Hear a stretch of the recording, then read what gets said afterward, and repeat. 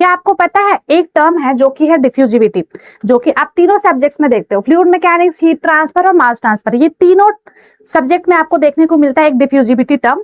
और ये तीनों का जो यूनिट है, मतलब जो भी आपका डिफ्यूजिविटी टर्म है उसका यूनिट जो है वो आपका सेम है तीनों सब्जेक्ट में। ये बहुत इंटरेस्टिंग नहीं है? देखो अब फ्लूइड मैकेनिक्स में आपको मैं पहले बताती हूँ। फ्लूइड मैकेनिक्स में हम पढ़ते हैं मोमेंटम डिफ्यूजिविटी, जिसको हम रिप्रेजेंट करते हैं म्यू से, और हम उसको बोलते हैं काइनेमेटिक विस्कोसिटी। काइनेमेटिक विस्कोसिटी क्या होता है? Basically that is mu by rho.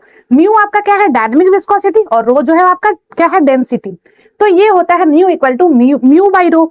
तो इसको हम बोलते हैं काइनेमेटिक विस्कोसिटी, या तो हम बोलते हैं मोमेंटम डिफ्यूजिविटी। इसके यूनिट देख सकते हो आप, मीटर स्क्वायर पर सेकंड होता है। वैसे ही सेम आपका हीट ट्रांसफर में यूनिट आपको दिख रहा होगा कि यहाँ पे ये जो थर्मल डिफ्यूजिविटी, इसकी भी यूनिट यही सेम है, लेकिन यहाँ पे जो नाम है, यहाँ पे मोमेंटम था, और हीट ट्रांसफर में ये चेंज हो जाता है थर्मल डिफ्यूजिविटी के नाम से। थर्मल डिफ्यूजिविटी को हम दिखाते हैं अल्फा से, और अल्फा जो होता है वो क्या होता है? K by rho C P, but unit is same, that is meter square per second. अब हम आ जाते हैं मास ट्रांसफर में। तो मास ट्रांसफर में आप देखो मास डिफ्यूजिविटी, जिसको हम रिप्रेजेंट करते हैं डीएबी से, और डीएबी को हम डिफ्यूजन कोएफिशिएंट भी बोलते हैं। तो इसकी भी यूनिट होती है मीटर स्क्वायर पर सेकंड। तो है ना इंटरेस्टिंग?